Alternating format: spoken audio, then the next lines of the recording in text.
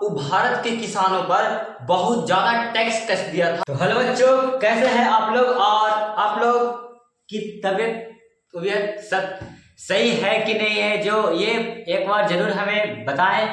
और आज की हम लोग जो क्लास चालू करने वाले हैं वो इतिहास के चैप्टर 4 के बारे में, भारत में राष्ट्रवाद। हम लोग ने इतिहास में यूरोप में राष्ट्रवाद पढ़ लिया था।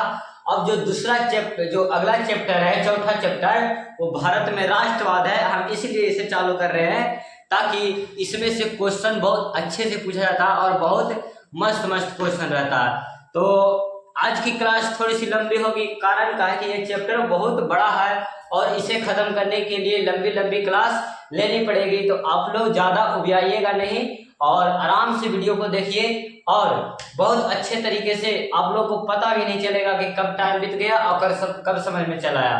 तो चलिए हम लोग स्टार्ट करते हैं अपने चैप्टर को। तो भारत एक अपना देश है। भारत क्या अपना देश है। तो कह रहा है राष्ट्रवाद, मतलब भारत के लोगों ने पहली बार राष्ट्रवाद की भावना कब पनपी थी, मतलब लोग को कब लगा था कि हम गुलाम हैं, हमको आजादी चाहिए। तो यही सब के बारे में बात करेंगे। तो पहले यहाँ पे जो राज्य करता था वो अंग्रेज था। वो कौन था? अंग्रेज था। अंग्रेज लोग जब राज्य करता था तो वो लोग भारतीय लोगों को बहुत पीड़ित करता था, बहुत दुख देता था, ये सब करता था, ठीक है, मारता था, कर ज्यादा लेता था। तो यही चीज पढ़ेंगे कि क्या क्या ऐसा कारण रहा जिसके वो लगा कि नहीं ये ज्यादा अत्याचार हो रहा है, तो उसके बारे में। तो पहली बात कहता है कि भारत में राष्ट्रवाद। तो राष्ट्रवाद का उदय का जो कारण था उसमें हम कैटेगरी बाई बांटेंगे। तो राजनीतिक कारण, मतलब कि जो राजनीति के नजरिए से देखेंगे कि क्या क्या गलती किया जिसके वजह से भारत के लोगों में लगा कि अंग्रेज हमारे साथ गलत कर रहा है। तो पहला जो राष्ट्रवाद को पहली बार देखा गया भारत में, माना जाता है कि वो 1857 की क्रांति के समय। 1857 की क्रांति क्या है? तो 1857 की क्रांति में क्या हुआ था कि अंग्रेजों ने एक राइफल लाया था। अब राइफल में जो गन में जो गोली यूज होता था वो कारतूस रहता था, उसमें ऐसे मुंह से चीर के उसका यूज किया जाता था। तो उसमें बोला गया, मतलब ऐसा बताया गया है कि उसमें सुअर और गाय की चर्बी का उपयोग होता है। सुअर मुस्लिम के लिए भी दिक्कत वाला बात है और गाय हिंदू के लिए। तो दोनों को लगा कि ये हमारे धर्म को नष्ट करना चाह रहे हैं, इसीलिए इसमें विद्रोह होता है और सिपाही लोग मिलकर विद्रोह करता है, इसलिए इसे सिपाही विद्रोह से भी जानते हैं। पहला आंदोलन, मतलब पहली क्रांति के बारे में भी जानते हैं इसको। और ये जो क्रांति हुआ था वो मंगलपुर में हुआ था। कहाँ हुआ था? मंगलपुर में नहीं, गलती हो गया, मंगल पांडे ने किए थे। कौन किए थे? मंगल पांडे। अब मंगल पांडे चालू किए थे और बाकी सब धीरे धीरे सब अपना अपना फायदा लगे सब जुड़ गया था। जैसे झांसी की रानी अपना सिंहासन लड़ने लेके, फिर महाराणा प्रताप सिंह थे, मतलब ढेर सारे आदमी व्यक्ति जुड़ चुके थे। और इस प्रकार से 1857 की क्रांति हुआ, जिसके बाद क्या हुआ कि भारत में राष्ट्रवाद फैलने लगा। अब ये जो 1857 की क्रांति है, इसके बाद कहा इंग्लैंड की रानी महारानी विक्टोरिया बोली कि तुम लोग से अब राज्य नहीं संभलेगा, तुम लोग से अब राज्य नहीं संभलेगा, अब राज्य संभालेंगे हम। तो यही बोला जाता कि 1857 की क्रांति के बाद भारत पर ईस्ट इंडिया कंपनी से हटाकर सीधे महारानी विक्टोरिया के हाथ में दे दिया गया। मतलब भारत पर जितना भी शासन करेगा अब किसके हिसाब से होगा? तो महारानी विक्टोरिया के हिसाब से होगा।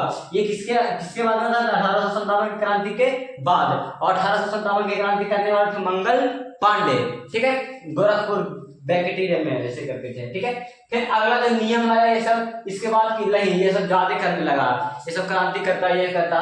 तो ये लाया vernacular press act. Vernacular press act ये आया था 1878 ईस्वी में। मतलब इससे जब रानी बनी उससे 20 साल एक नियम लाया गया, 20 साल के बाद एक नियम लाया गया। तो वर्नाकुलर प्रेस एक्ट में बोलता है कि कोई भी भारत में जो अखबार छापने वाला कंपनी है या अखबार छापता है, वहां पे अंग्रेजी सरकार के खिलाफ कुछ भी छापा नहीं जाएगा और ऐसा कुछ नहीं छापा जाएगा कि जिससे जनता भड़क जाए। अगर कोई प्रेस एक मतलब प्रेस वाला है जो ऐसा छापेगा तो उसके खिलाफ कानूनी कार्यवाही होगी और उसको गैर कानूनी माना जाएगा और उसको प्रेस को बंद कर दिया जाएगा।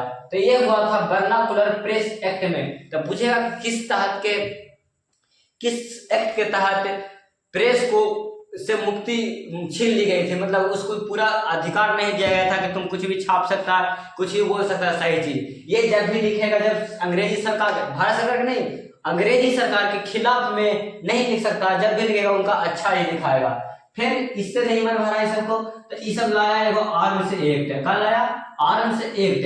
आर्म्स मतलब हथियार होता है, एक्ट मतलब कानून, मतलब कानून हथियार। तो कहा कि 1879 में, मतलब इससे एक साल बाद सब जब प्रेस बंद कर दिया तो सब लोग दंगा करने लगे ये वो। तो कहा कि नहीं रुको, ये दंगा कर रहा है, अब ये लोग सबक सीधा खाते हैं। तो लाया एगो कानून पास करवाया। अब कानून पास करवाया, कौन सा कानून? तो आर्म्स एक्ट। अब बोला कि भारत का कोई भी व्यक्ति या भारत का कोई भी नागरिक अब बिना लाइसेंस के हथियार नहीं रखेगा। अगर बिना लाइसेंस के हथियार रखेगा तो उसको जेल हो जाएगा। तो ये हुआ था आर्म्स एक्ट में। आर्म्स एक्ट में कि बिना लाइसेंस के कोई भी हथियार नहीं रहेगा। अगर भी कोई व्यक्ति लाइसेंस बनवाने जाता था तो वो उसको लाइसेंस बना के नहीं देता था, देखता था, फिर चेक करता था, बहुत गुलाता था, बहुत पैसा देता था, बना के नहीं देता था। तो ये हुआ था आर्म्स एक्ट के द्वारा। फिर आया इल्बर्ट बिल। इल्बर्ट बिल इसमें था कि 1883 में लाया। कब लाया? 1883 में, मतलब 4 साल बाद। बोला इसमें तो कुछ अच्छा था भारतीय के लिए, अंग्रेजी सरकार अच्छा सोच रही थी, लेकिन अंग्रेज के लोगों ने फिर इसको हटा दिया। कहा कि मतलब जो कोर्ट का फैसला होगा वो भारत में अंतिम नहीं होगा। अब यूरोप में भी जाके आप लोग केस लड़ सकते हैं, लेकिन यहाँ पे यूरोप के वकील, यूरोप के लोग यहाँ पे इसको हटवा दिए कि नहीं, ऐसे कैसे हो सकता है, वहां के आदमी यहाँ पे काहे केस लड़ेगा। तो ये हुआ था इल्बर्ट बिल। इसका जो विरोध करने वाले थे वो यूरोप वाले खुद थे, यहाँ पे भारतीय कोई विरोध नहीं कर रहा था। कारण भारतीय के लिए अच्छा बात था कि यहाँ अगर हम नहीं केस जीत सके तो हम लंदन में या यूरोप कहीं भी जाके बाहर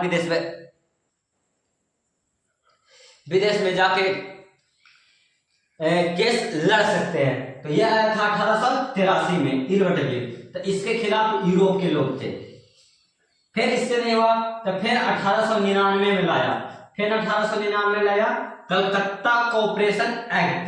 कलकत्ता कोऑपरेशन एक्ट इसमें लाया तब बोला कि जो चुनाव लड़ाया जाता है उसमें अब जितना भी आएगा वो निर्वाचित, जैसे कि चुनाव लड़के जो नेता आता था ना, अब कम नेता आएगा। मतलब पहले 50 को चुनाव लड़के आया था, तब 20 को जनता चुनेगा, बाकी 30 को सरकार चुनेगा कि कौन कहाँ के नेता बनेगा, ये बोला था। तो ये बोला था कलकत्ता कोऑपरेशन एक्ट में निर्वाचित सदस्यों की संख्या, मतलब चुनाव के द्वारा चुने गए नेता की संख्या को कम कर दिया गया और जो अंग्रेजी सरकार चुन के देता था उसको ज्यादा बढ़ा दिया गया। तो कलकत्ता कोऑपरेशन एक्ट में बोला कि निर्वाचित सदस्यों की संख्या कम कर दी गई और इसमें जो सरकार चुन के देता था उसको बढ़ा दिया। फिर आया विश्वविद्यालय अधिनियम। विश्वविद्यालय अधिनियम क्या कहता है? तो इसमें जो सरकारी कॉलेज था ना उस पर सरकारी जो विश्वविद्यालय था, कॉलेज था, उस पर सरकार का नियंत्रण बढ़ा दिया गया।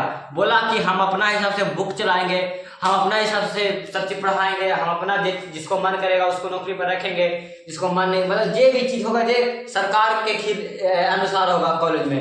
तो इसके बाद लोगों ने हड़ताल किया और अपना कॉलेज निर्माण, जैसे जामिया मिलिया ये सब करके कॉलेज का निर्माण होता है। फिर आता है बंगाल विभाजन। तो 1905 में हुआ था बंगाल विभाजन।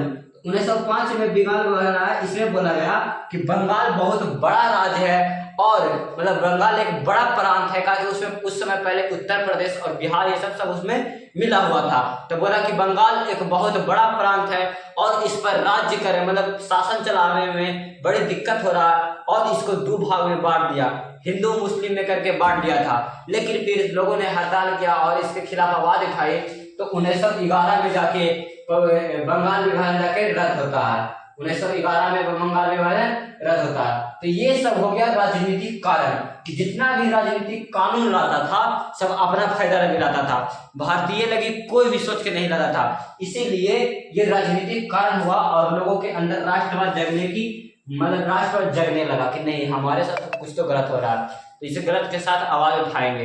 तो अब देखते हैं हम लोग, राजनीतिक हो गया, अब आर्थिक और सामाजिक के बारे में देखेंगे कि उससे क्या प्रभाव पड़ता है। अब देखिए हम लोग बात करेंगे आर्थिक कारण के बारे में। तो आर्थिक कारण में क्या सा कारण था, तो देखिए आर्थिक कारण में था कि लोग, जो अंग्रेज था वो भारत के किसानों पर बहुत ज्यादा टैक्स कस दिया था, जिसके कारण किसान लोग फिर मजदूरी कम देते थे और भारत के लोगों में भुखमरी और ये सब की हालत आ गई थी, जिसके कारण लोगों ने कहा कि नहीं, ऐसा तो नहीं होना चाहिए। और जो यहाँ के व्यापार था उस पर ज्यादा टैक्स देता था, उसका इनकम टैक्स का कानून ला दिया था कि मतलब अगर आप किसी भी चीज को बेचेंगे तो उस पर हम टैक्स लेंगे। अगर भारत के इसमें आर्थिक कारण में है कि यहाँ के सामान, जो कच्चा सामान था उसको सस्ता में खरीदता था और फिर उसी सामान का बनाया हुआ प्रोडक्ट यहाँ महंगा में बेचता था। ये सब हो गया इसका आर्थिक कारण। फिर आता है कि सामाजिक कारण। तो सामाजिक कारण में था कि ये सब बहुत भेदभाव करता था। ये सब कुछ करता था, भेदभाव करता था। भेदभाव मतलब करता था कि जो बड़ा बड़ा पोस्ट था, नौकरी के जो बड़ा बड़ा पोस्ट था उस पर अंग्रेज खुद रहता था और हम लोग को एकदम नीचा वाला पोस्ट देता था। और कुछ कहे इसमें होता था कि मतलब वो अपना आप को बहुत श्रेष्ठ मानता था और हम लोग को बहुत गरीब मतलब नीचा मानता था। और वो अपने जानते हो जो पार्टी करता था ना, वहां पर लिखता रहता था dogs and Indians not allowed, मतलब कुत्ता और भारतीय लोग का कोई भी बुलावा नहीं है, ऐसे करके लिखा हुआ रहता था। इस तरह से भेदभाव करता था और सरकारी नौकरी में अपने आप रहता था। एक बेचारा थे सुरेंद्र नाथ बनर्जी। कौन थे? सुरेंद्र नाथ बनर्जी। वो परीक्षा पास किए तो वो अच्छे पद पे गए थे, लेकिन उन्हें क्या किया गया, तो उन्हें हटा दिया गया। उन्हें क्या किया गया? उन्हें हटा दिया गया। उन्हें हटा दिया गया इसलिए क्योंकि वो भारतीय थे, उनको बहुत टॉर्चर किया गया था और फिर लाकर छोटा छोटा पद पर रख दिया गया, बहुत बड़ा बड़ा आदमी को। तो इससे जागरूक जो व्यक्ति थे उनमें भी राष्ट्रवाद की भावना जग गई। फिर अगला है कि धार्मिक कारण। कौन सा कारण? धार्मिक कारण। तो अपना धर्म को श्रेष्ठ बताते थे और भारत के धर्म को अंधविश्वास ये सब वो सब बोलते रहते थे, जिसके कारण लोगों ने बहुत इसका विरोध किया। और इस समय धार्मिक आंदोलन जो सुधार हुआ उसमें स्वामी विवेकानंद, दयानंद सरस्वती ये सब बहुत भूमिका निभाए और कुछ नारा भी दिए कि वेदों की ओर लौटे। तो इस तरह से पूरा भारत में सब मिलके सोचे लगा और राष्ट्रवाद फैल गया और ये भी हुआ राष्ट्रवाद फैलने का कारण। अब हम कल की क्लास में जानेंगे कि राष्ट्रवाद कैसे फैला, मतलब ये तो जान गए कि राष्ट्रवाद कैसे फैल गया। अब इसके बाद क्या क्या होता है और राष्ट्र को आजादी कब मिलेगा, कैसे मिलेगा, ये आपको इस क्लास में जानने के लिए मिलेगा, मतलब आने वाली क्लास में। तो आप वीडियो में ऐसे ही बने रहिए और हमें सपोर्ट दिखाते